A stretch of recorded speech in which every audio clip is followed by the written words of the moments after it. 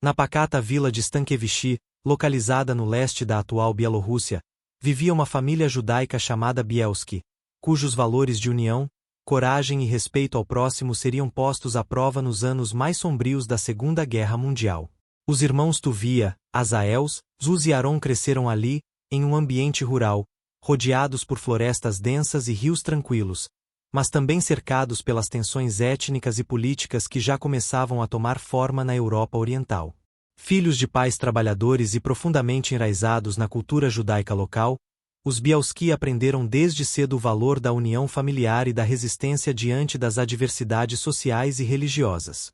Embora não fossem ricos, os Bielski tinham uma vida digna, sustentada pelo trabalho árduo e pela confiança mútua entre vizinhos, mesmo em tempos de instabilidade política sob o controle soviético inicial. Em 1941, com a invasão nazista à União Soviética durante a Operação Barbarossa, essa vida pacata seria brutalmente interrompida, dando início a uma jornada épica de sobrevivência e heroísmo. A ocupação alemã chegou rápido às terras bielorrussas, e junto com ela vieram os massacres sistemáticos da população judaica, prisões em guetos e execuções em massa nas florestas locais.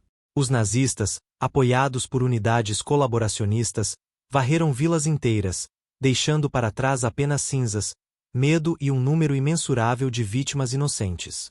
A família Bielski, como tantas outras, viu seu mundo desmoronar quando soldados invadiram Stankevichi, obrigando-os a fugir às pressas sem tempo sequer para pensar em um plano claro de fuga ou sobrevivência.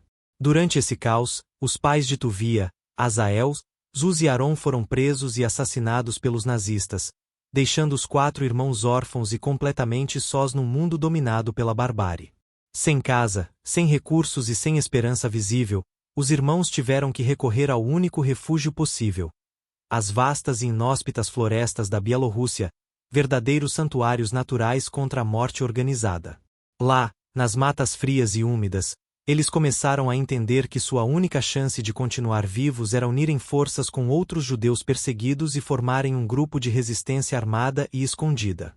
Eles sabiam que não poderiam lutar contra o exército alemão convencional, mas podiam usar o conhecimento do terreno, a astúcia e a determinação para sobreviver e proteger aqueles que ainda podiam ser salvos. Com o passar dos meses, mais judeus fugidos dos guetos e das execuções se juntariam aos Bielski, criando o núcleo inicial daquilo que viria a ser a maior comunidade de sobreviventes judeus organizada durante a guerra. Esse pequeno grupo, inicialmente composto por parentes próximos e amigos de infância, tornou-se o primeiro passo para a construção de algo maior: um movimento de resistência que salvaria centenas de vidas. Assim, os Bielski, que antes eram simples camponeses anônimos, assumiram um papel central na história da resistência judaica na Europa ocupada, um legado que ultrapassaria gerações e serviria de exemplo de coragem e humanidade. No começo de 1942, após perderem seus pais e verem suas casas serem destruídas, os irmãos Bielski decidiram que não seriam meras vítimas da guerra, mas sim agentes ativos de sua própria sobrevivência. Usando o conhecimento adquirido durante anos de vida no campo, eles aprenderam a caçar, coletar alimentos e se locomover discretamente por entre as árvores grossas e nevascas rigorosas da Bielorrússia. Rapidamente, perceberam que precisavam de armas para se defenderem tanto dos alemães quanto dos grupos colaboradores locais, muitas vezes igualmente brutais. Para isso, os irmãos iniciaram contatos com partisans soviéticos que operavam na região, oferecendo informações sobre os movimentos alemães em troca de munição e suporte logístico. Embora nem sempre bem recebidos por causa de sua identidade judaica, os Bielski conseguiram provar seu valor combativo e estratégico, conquistando gradualmente a confiança dos comandantes guerrilheiros. Enquanto isso, mais pessoas buscavam refúgio com eles, incluindo mulheres, crianças e idosos que escapavam dos campos de extermínio e dos guetos que estavam sendo liquidados por toda a Polônia e Bielorrússia. Diferente de outros grupos de partisanagem, que frequentemente aceitavam apenas homens saudáveis dispostos a lutar, os Bielski acolheram todos, sem exceção, baseando sua filosofia no princípio de que nenhuma vida devia ser abandonada. Essa decisão, embora moralmente correta, aumentava o desafio logístico de manter um grupo cada vez maior alimentado, aquecido e oculto dos olhos do inimigo.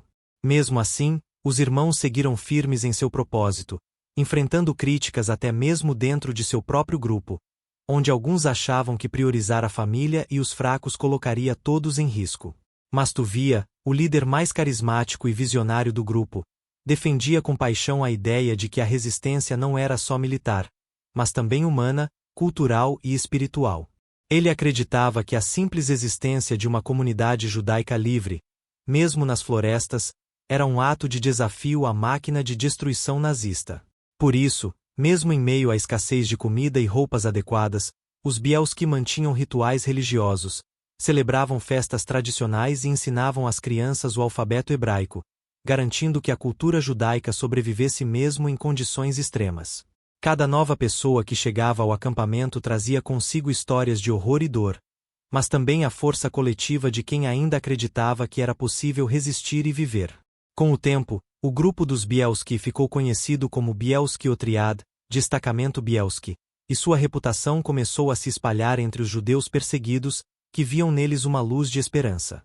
Eles haviam transformado um pequeno núcleo de sobreviventes em um exército invisível de vida, um movimento de resistência que não só lutava, mas também protegia e reconstruía famílias arrancadas pela guerra. A floresta, embora um refúgio seguro para os Bielski, apresentava inúmeros desafios naturais que testavam constantemente a resistência física e mental do grupo. No inverno, as temperaturas podiam cair abaixo de -20 graus Celsius, e as pessoas dependiam de abrigos improvisados feitos com galhos, folhas e terra para se proteger do frio mortal. Muitas vezes, as crianças sofriam de hipotermia e doenças respiratórias, enquanto os adultos tentavam mantê-las aquecidas com cobertores rasgados e corpos amontoados. Apesar de tudo, os Bielski nunca abandonaram ninguém, e cada membro do grupo tinha uma função, seja cozinhando, caçando, cuidando das crianças ou vigiando os arredores. O acesso à água potável era outro problema constante, especialmente no inverno, quando os rios congelavam e era preciso derreter gelo para obter líquido suficiente para todos. Além disso, a falta de medicamentos tornava qualquer ferimento ou doença potencialmente fatal, exigindo dos membros do grupo um alto grau de autoconfiança e solidariedade. Para piorar, os ataques surpresa de patrulhas alemãs e milícias locais colaboradoras eram constantes, forçando os Bielski a mudarem de posição com frequência e a estabelecerem rotas de fuga alternativas. Tuvia, como líder, tomava todas as decisões importantes, mas sempre ouvia os conselhos de seus irmãos e dos veteranos mais experientes do grupo. Ele insistia que cada decisão fosse coletiva, pois acreditava que a força do grupo vinha da união e da responsabilidade compartilhada.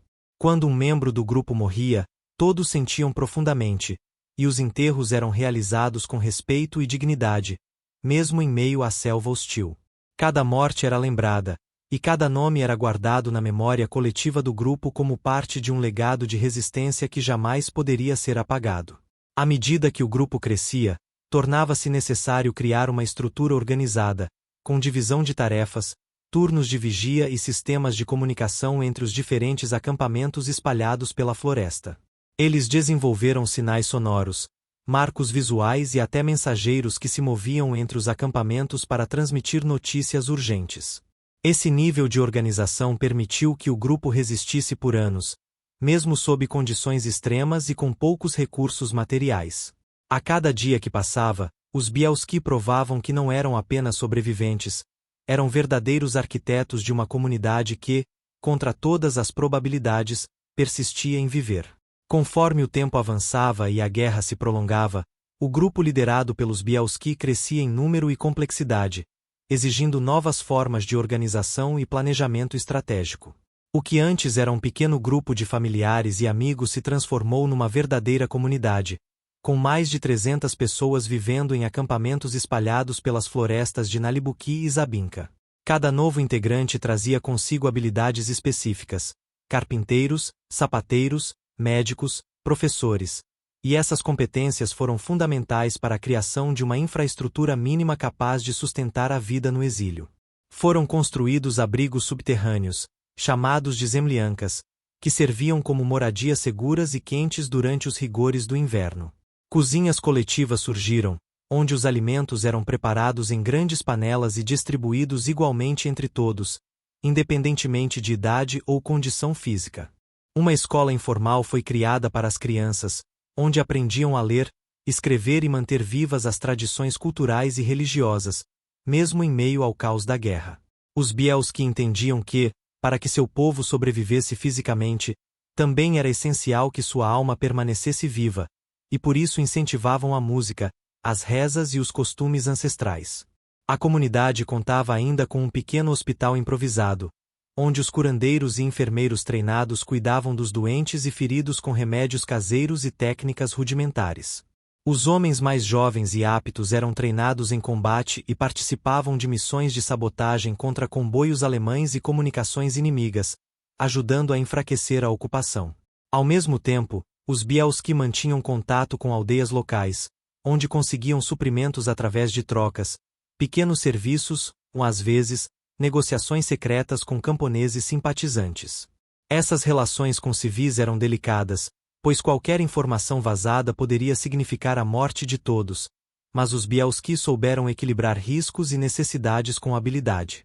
A segurança era uma prioridade constante, e os Bielski desenvolveram um sistema de vigilância eficaz, com sentinelas posicionadas em pontos estratégicos e sinais pré-combinados para alertar sobre a aproximação de inimigos. Eles também treinavam os membros da comunidade para fugirem rapidamente caso fossem descobertos, com rotas pré-determinadas e pontos de encontro combinados. Cada vitória, seja na guerra ou na manutenção da vida cotidiana, era celebrada com simplicidade e gratidão, reforçando o senso de pertencimento e propósito coletivo. E assim, mesmo sem saber, os Bielski estavam construindo uma utopia de resistência e esperança no coração da Europa devastada pela guerra. Entre 1943 e 1944, o grupo dos Bielski atingiu seu ápice em termos de tamanho e influência, reunindo cerca de 200 pessoas, incluindo homens, mulheres, crianças e idosos, tornando-se a maior comunidade judaica de resistência durante a Segunda Guerra Mundial. Esse número impressionante contrastava com a política nazista de aniquilação total do povo judeu, mostrando que, mesmo sob o jugo do terror, era possível resistir e sobreviver. A comunidade estava dividida em vários setores. Áreas dedicadas às crianças, às famílias, aos combatentes e aos idosos, com cada um contribuindo de acordo com suas capacidades. Os Bielski promoviam justiça interna, resolvendo conflitos e mantendo a ordem dentro do grupo, evitando que a desesperança e o medo minassem a coesão coletiva. Tuvia, como líder máximo, era visto como uma figura paternal e inspiradora, capaz de manter a fé de seu povo mesmo nos momentos mais difíceis. Seu discurso, repetido com frequência, era claro: não estamos aqui para matar alemães, estamos aqui para salvar judeus. E essa frase se tornou o mantra do grupo, reforçando a missão principal dos Bielski: proteger vidas, não apenas destruir o inimigo. Os ataques ao exército alemão eram realizados apenas quando necessário, geralmente para garantir suprimentos ou neutralizar ameaças diretas aos acampamentos. Eles destruíram pontes, sabotaram comunicações e atacaram comboios, mas sempre mantendo o foco principal na preservação da vida civil dentro da comunidade. Com o avanço do Exército Vermelho Soviético no leste europeu, os Bielski viram uma oportunidade de ampliar seus esforços de resgate, penetrando em regiões ainda controladas pelos nazistas para libertar judeus presos em guetos e campos de trabalho forçado. Missões de resgate audaciosas foram montadas, com os combatentes infiltrando-se em vilas e campos, trazendo para a floresta centenas de pessoas que, de outra forma, teriam certa morte. Cada nova salvação era motivo de celebração, mas também de reflexão, pois lembravam que milhões de outros judeus não tiveram a mesma sorte. Os Bielski nunca esqueceram os que foram perdidos, e cada pessoa resgatada era vista como uma vitória sobre o Holocausto. Com o fim da guerra se aproximando, a comunidade judaica liderada pelos Bielski estava intacta, unida e pronta para retomar a vida normal fora das sombras da floresta. Eles haviam não apenas sobrevivido, haviam triunfado, escrevendo uma das páginas mais emocionantes e inspiradoras da história da resistência humana. Em meados de 1943, enquanto o Exército Vermelho avançava lentamente rumo ao oeste, empurrando as forças nazistas para fora da União Soviética, a resistência partidária na Bielorrússia ganhava força e reconhecimento estratégico. Os grupos de partisanagem, inclusive o grupo liderado pelos irmãos Bielski, começaram a receber mais apoio direto da União Soviética, incluindo armas, munições e orientações táticas. Tuvia Bielski, que até então operava de forma independente, decidiu formalizar a integração de seu grupo ao movimento soviético de guerrilha, aumentando sua capacidade de ataque e defesa. Com essa nova aliança, os Bielski passaram a participar de missões coordenadas contra posições alemãs, como estações ferroviárias, postos de vigilância e linhas de abastecimento. Embora não fossem comunistas nem simpatizantes do regime stalinista, os irmãos viam nesse acordo uma oportunidade de fortalecer suas ações de resgate e proteção à comunidade judaica. Os combates tornaram-se mais frequentes e perigosos, exigindo treinamento constante e uma organização militar mais rígida dentro do acampamento. Homens jovens eram selecionados para missões externas, enquanto os mais experientes assumiam o papel de instrutores e líderes de esquadrão. Mesmo assim, a prioridade número 1 continuava sendo a segurança das mulheres, crianças e idosos que viviam nas profundezas da floresta.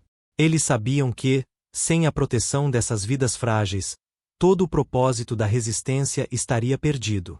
Cada vitória militar era celebrada com moderação, pois os Bielski entendiam que a guerra ainda estava longe de terminar e que cada passo em falso poderia significar a morte de centenas. Durante esse período, os ataques alemães aos acampamentos partidários ficaram mais agressivos, com aviões sobrevoando áreas suspeitas e unidades especiais caçando esconderijos rebeldes. Para escapar dessa pressão, os Bielski mudavam constantemente de posição, criando novos abrigos subterrâneos e desmontando pistas que pudessem levar ao coração da comunidade. Eles também intensificaram os contatos com camponeses locais, comprando ou trocando suprimentos por informações sobre os movimentos inimigos. Essa rede de inteligência local foi fundamental para prever ataques e salvar vidas, evitando que surpresas fatais chegassem às portas do acampamento. Assim, mesmo sob ameaças crescentes, o grupo dos Bielski mantinha-se firme, crescendo em número e espírito de resistência, preparando-se para os últimos meses da guerra. No final de 1943 e início de 1944, com os alemães começando a recuar e liquidar os últimos guetos, os Bielski decidiram intensificar seus esforços de resgate. Grupos de combate foram enviados para vilas e campos de trabalho forçado onde ainda havia judeus sobreviventes, muitas vezes trabalhando sob condições desumanas em fazendas ou fábricas militares. Missões noturnas de resgate eram planejadas com cuidado extremo. Mapas eram traçados, horários de patrulha memorizados e sinais combinados entre os prisioneiros e os libertadores. Em alguns casos, os próprios judeus presos sabotavam o sistema de vigilância por dentro, ajudando os Bielski a infiltrarem-se nos campos e levarem as pessoas embora. Um dos resgates mais famosos ocorreu em um campo perto da cidade de Lida, onde cerca de 200 judeus ainda resistiam, escondidos em túneis e porões abandonados. Os combatentes Bielski chegaram durante a noite, guiaram os sobreviventes através de trilhas secretas e os trouxeram para a floresta, salvando-os de uma execução iminente. Muitos daqueles resgatados estavam fracos, doentes e traumatizados, mas mesmo assim eram recebidos com carinho e integrados à comunidade com dignidade. As crianças, especialmente, eram tratadas com especial atenção, recebendo comida extra, roupas limpas e aulas regulares, como forma de devolver-lhes um pouco da infância roubada pela guerra. Cada novo membro salvo era uma pequena vitória, um testemunho de que a esperança ainda existia mesmo após tanto horror. Enquanto isso, os campos de extermínio como Treblinka, Sobibor e Auschwitz já tinham sido liberados por tropas aliadas, mas milhares ainda agonizavam em campos menores e em prisões improvisadas. Os Bielski, cientes disso, usaram seus contatos com outros grupos de partisanagem para obter informações sobre quaisquer sobreviventes remanescentes. Cada nome que aparecia em relatórios ou boatos era investigado, e quando possível, um esquadrão de resgate era enviado. Foi nesse contexto que a comunidade dos Bielski alcançou seu tamanho máximo, com aproximadamente 1.200 pessoas vivendo nos acampamentos florestais. Era a maior e mais bem-sucedida tentativa de resistência e sobrevivência coletiva de judeus durante o Holocausto. E, apesar de todos os riscos e sacrifícios, eles nunca deixaram de acreditar que, mesmo nas circunstâncias mais brutais, era possível construir um futuro melhor. Em junho de 1944, com a Operação Bagration, o Exército Vermelho lançou uma ofensiva maciça que varreu completamente os alemães do território bielorrusso, encerrando oficialmente a ocupação nazista na região. Com a liberação das cidades e vilas, os Bielski perceberam que seu tempo na floresta estava chegando ao fim. Mas sair das matas, depois de anos vivendo à margem da civilização, não seria fácil. Muitos temiam voltar ao mundo exterior, onde tantos de seus entes queridos haviam sido massacrados. Além disso, a Bielorrússia, como toda a Europa Oriental, estava devastada. Cidades destruídas, comunidades inteiras aniquiladas e um clima de medo e incerteza pairando no ar. Mesmo assim, os Bielski reuniram todos os membros da comunidade e discutiram o próximo passo, com transparência e coragem. Decidiram que, embora a guerra tivesse acabado, o mundo ainda não era seguro para os judeus, e que talvez fosse melhor continuar unidos, pelo menos por um tempo. Alguns optaram por retornar às suas terras natais, buscando parentes ou vestígios do que antes havia sido suas casas, mas muitos descobriram que nada restara. Vilas inteiras tinham sido arrasadas, e poucos sobreviventes retornavam. Aqueles que conseguiram escapar do Holocausto encontravam agora um vácuo de identidade e pertencimento. Os Bielski, então, ofereceram abrigo temporário a quem não tinha para onde ir, mantendo o espírito comunitário mesmo fora da floresta. Porém, com o fim da guerra, também veio o fim da tolerância do governo soviético para com grupos armados independentes, e os Bielski foram pressionados a entregar suas armas. Tuvia, que sempre soube negociar com autoridades, entregou parte do arsenal, mas manteve algumas armas escondidas, prevendo que o pós-guerra poderia ser tão perigoso quanto a própria guerra.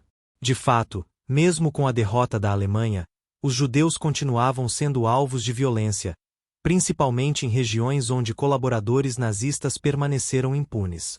Em alguns lugares, massacres pós-guerra foram registrados, e os Bielski alertaram seus companheiros sobre a necessidade de manterem a vigilância. Aos poucos, porém, a comunidade foi se dispersando. Alguns seguiram para Israel, então Palestina, outros para os Estados Unidos, Canadá e países europeus. Mas todos carregariam para sempre consigo a marca da resistência, da coragem e da determinação que aprenderam com os irmãos Bielski.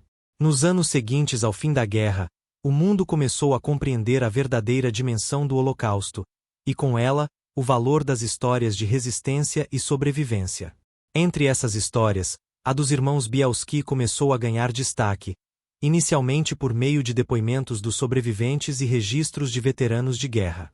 Jornalistas, historiadores e pesquisadores começaram a estudar o caso, descobrindo que aquela comunidade florestal não só resistiu, como salvou mais de 1.200 vidas, um feito único durante o genocídio nazista.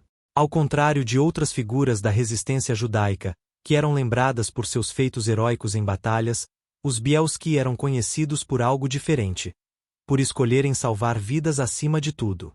Tuvia, o líder mais visível do grupo, tornou-se uma figura lendária entre os sobreviventes, lembrado por sua liderança firme, mas compassiva. Após a guerra, ele e seus irmãos Uz e Aron migraram para os Estados Unidos, onde se estabeleceram como empresários e pais de família, tentando reconstruir suas vidas longe da sombra da guerra. Azael, o terceiro irmão, permaneceu na Bielorrússia por um tempo, mas logo seguiu para Israel, onde serviu no exército israelense antes de morrer precocemente em um acidente de trânsito. Durante décadas, a história dos Bielski foi contada oralmente, em comunidades judaicas espalhadas pelo mundo, até que, em 1993, o historiador Nechama Tech publicou o livro Defiance, The Bielski Partisans, que trouxe o assunto à luz internacional. O livro foi um sucesso e chamou a atenção de Hollywood, resultando no filme Resistência, Defiance, lançado em 2008, com Daniel Craig interpretando Tuvia Bielski. Embora o filme tenha tomado certas liberdades dramáticas, ele ajudou a difundir a história dos Bielski para um público global, inspirando milhões com a mensagem de coragem e humanidade. Hoje, os Bielski são lembrados como símbolos de resistência pacífica, de luta não apenas contra o inimigo, mas por cada vida que valia a pena salvar. Museus, documentários, livros e palestras educativas continuam a preservar e compartilhar a história do grupo, garantindo que o legado não seja esquecido. O Yad Vashem, o Memorial do Holocausto em Jerusalém, reconheceu os 3 irmãos Bielski como justos entre as nações, honrando seu papel de salvadores de vidas em meio ao genocídio. E mais do que qualquer título ou reconhecimento, os Bielski deixaram como herança a prova de que, mesmo no inferno humano mais absoluto, é possível escolher a vida, a solidariedade e a esperança. E é por isso que, mesmo décadas depois, a história dos irmãos Bielski continua a emocionar, ensinar e inspirar gerações ao redor do mundo. Quando olhamos para a história dos irmãos Bielski, estamos diante de muito mais do que um simples relato de guerra. Estamos diante de um exemplo de coragem, liderança e fé na humanidade. Eles não eram soldados profissionais, nem revolucionários políticos. Eram homens comuns que enfrentaram circunstâncias extraordinárias e decidiram, desde o primeiro momento, que não aceitariam o destino imposto pelo ódio. Em vez de fugirem sozinhos, preferiram arriscar suas vidas para salvar as dos outros, mesmo quando isso parecia impossível. Eles provaram que a resistência não precisa ser apenas armada, pode ser cultural, social e moral. Podemos tirar lições profundas dessa história, aplicáveis não só à educação histórica, mas também à maneira como lidamos com conflitos, injustiças e crises no mundo moderno. Quantas vezes, hoje, assistimos a pessoas sendo marginalizadas, perseguidas ou esquecidas? E quantas vezes decidimos agir? Os Bielski nos mostram que, mesmo com poucos recursos e muitos obstáculos, podemos fazer a diferença. Se você chegou até aqui, significa que se importa com histórias reais, com a verdade, com o passado que molda nosso presente. Então, se este vídeo tocou seu coração ou despertou sua curiosidade, não deixe de curtir, compartilhar e se inscrever no canal para acompanhar mais conteúdos como este. Histórias como a dos irmãos Bielski merecem ser contadas, relembradas e transmitidas para que nunca se repitam os erros do passado. E se você tem interesse por histórias de resistência, heroísmo e superação, vai adorar os próximos vídeos que estão por vir. Não deixe de ativar o sininho para receber notificações de novos vídeos e participar dessa jornada histórica conosco. Afinal, aprender com o passado é o primeiro passo para construir um futuro mais justo e humano.